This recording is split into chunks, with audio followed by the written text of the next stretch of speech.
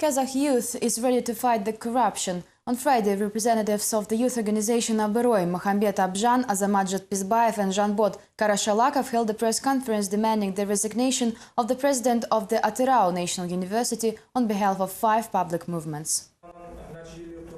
The attention to this university grew after an anonymous message supposedly written by students appeared on the internet saying that the passing on any exam required a bribe. A public commission was set up to investigate this claim. Mohammed Abjan says that the initial attempt to hold anonymous polling in the National University failed. While in the city, the group was constantly stopped by the police. Security never let them meet the university president, provoked fights, threatened with bodily harm and planting drugs, and eventually insistently recommended to leave the city. Aberoy activists note that the university administration acted this way despite the apparent interest of the education ministry in dealing with the matter, as well as the presence of the ruling party's youth wing member in the investigation team. The corruption didn't just appear there. Complaints from students have been received before. The university president said there were several inspections last year and didn't reveal any violations, although we suspect that his ties with local authorities helped to achieve this result. We want the university president to resign voluntarily, otherwise we will sue him. There are only 300 Chernobyl liquidators left in Kazakhstan. On the eve of the disaster's anniversary, veterans decided to remind the authorities of their existence, as very little was done for them in the last decade. Chernobyl liquidator Ivan Nabatov will likely meet the 24th anniversary of the disaster in the hospital bed. Nabatov considered himself lucky to receive guaranteed medical service from the state. The waiting list for the National Clinical Hospital for the Disabled War Veterans is filled a half a year in advance, but treatment abroad is very expensive. In the past, I had travel benefits, whereas now I have to pay even for the bus. Only 323 people remain out of 16,000 Almaty residents drafted to remove the consequences of the Chernobyl disaster. 13 years ago, their social benefits were replaced with paltry special allowances, while disability pensions were cancelled altogether. Veterans still have not received apartments promised back during the Soviet times. Due to frequent illnesses, unemployment is high among liquidators, who subsequently cannot afford proper medical treatment. The government does not consider Chernobyl veterans a social group, while the law requires to regularly prove the disability. The whole procedure is very complicated, as veterans have to undergo a 2-week observation, receive the resolution of the Defense Ministry's Central Commission, have the full medical checkup in a local polyclinic. This bureaucracy is maddening. 15 years ago, Chernobyl liquidators were given the same status as the veterans of the World War II, but apparently no one remembered about them ever since. Nevertheless, Khalil Turegiliyev says that there is still some hope. Recently, the authorities promised to render some help in the time for the disaster's 25th anniversary. Unfortunately, veterans are afraid that not all of them will be able to wait that long.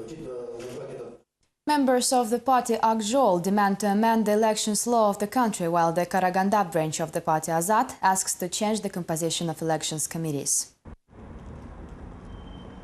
Activists of Party Azat are suing the Karaganda City Council because its members continuously approve the same people to serve in election committees. These are usually heads of state organizations and their subordinates.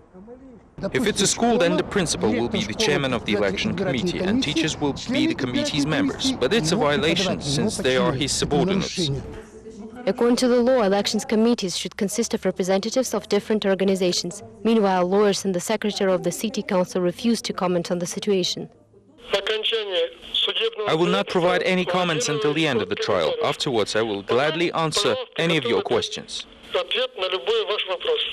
Members of the party Akjol believe that going to law against the authorities is virtually useless, but still approve the actions of their colleagues. At the same time, Akjol refuses to participate in the election committee altogether, at least until amendments will be introduced to the elections law. As long as these undemocratic norms are legal, the ruling party and authorities will always collect as many votes as they want. Aytkaja Fazilov says that although members of Akjol and Azat always receive invitations to join election committees, they have never been admitted into one in the last 10 years. Residents of the country's regions complain about enormous queues practically in all citizen service centers and passport offices. On Friday, Kazakh MPs and representatives of the ruling party stated that regional administrations are simply unable to manage the work of the service centers. 50 people standing in the queue since 5 in the morning are waiting for their turn to submit or receive documents in the Karaganda passport office. They count on being served today, while the total number of those in the queue list exceeds 600. The office processes only about 20 applicants per day in this dimly lit and crowded space.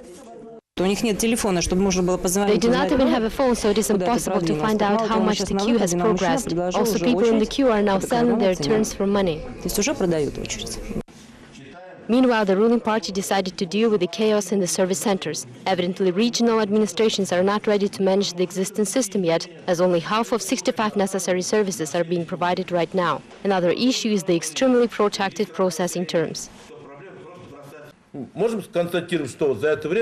We cannot report about the opening of new service centers, reconstructed offices and improved technical bases. According to the information from the regions, nothing new happens there.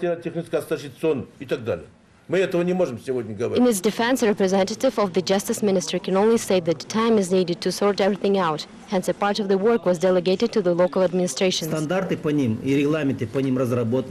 necessary standards and regulations had been developed and all required conditions for the correct implementation exist, but there are still some problems with the state bodies.